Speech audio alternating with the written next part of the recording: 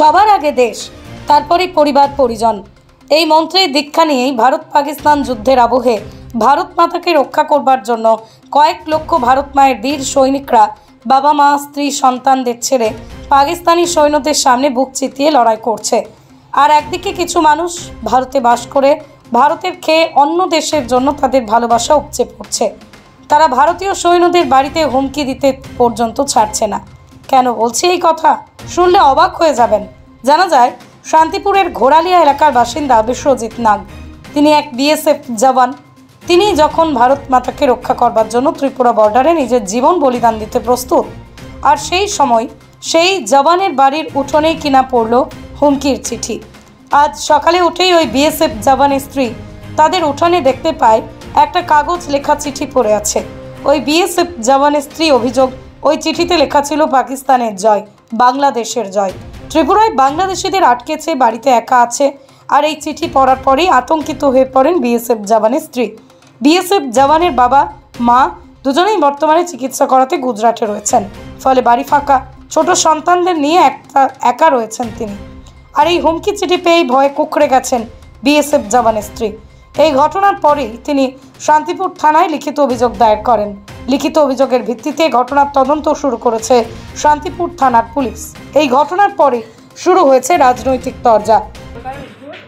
সকালবেলা ঘুম থেকে উঠে যখন গেটটা খুলি দেখি সামনে একটা কাগজ পড়ে আছে।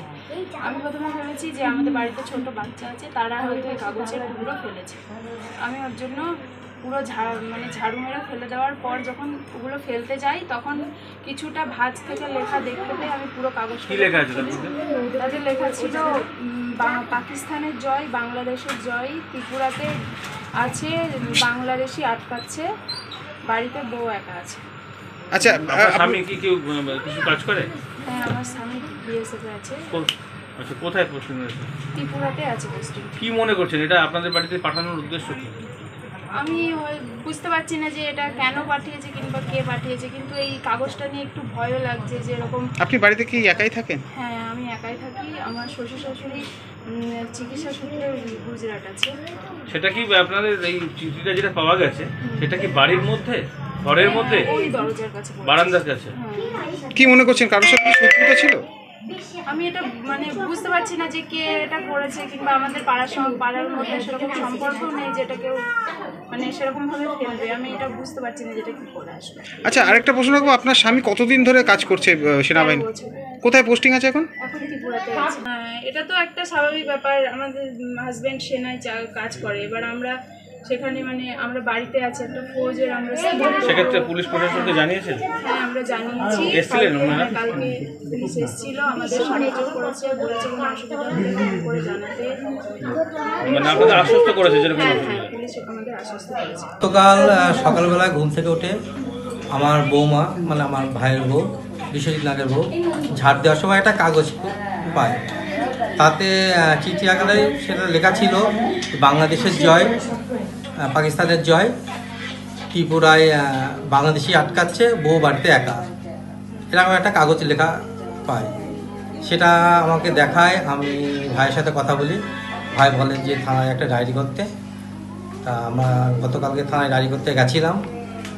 ওনারা বলে আমরা ইনকোয়ারি করছি, ইনকোয়ারি করে আপনাদের ডায়েরিটা দেবো। একটা যেহেতু ভাই বাড়িতে নেই, ভাইয়ের বাবা মা আমার কাকা কাকিমাও বাড়িতে নেই, ওরা গুজরাটে গেছেন চিকিৎসার জন্য। বাড়িতে ভাই বউ একা আছে। এবার কেউ হয়তো ভয় দেখাচ্ছে এবং কারা সেটা আমরা বুঝতে পারছি না। থানার অফিসারদের বললাম আমরা চাইছি যে আমার ভাই বউ যেহেতু একা থাকে, নিরাপত্তাহীনতায় ভুগছে। অফিসাররা বললো যে আমরা দেখছি কি ব্যাপারটা। ডিপার্টমেন্টের অফিসার না শান্তিপুর থানার অফিসার? বললাম ব্যাপারটা দেখছি। বিএসএফ এর পক্ষ থেকে কি আপনাদের সঙ্গে যোগাযোগ করা? না, বিএসএফ এর পক্ষ থেকে আজকে কৃষ্ণনগর আইবি থেকে ফোন করেছিল। ওনারা আমার ভাইয়ের বউয়ের সাথে কথা বলেছেন। এই হচ্ছে ব্যাপার।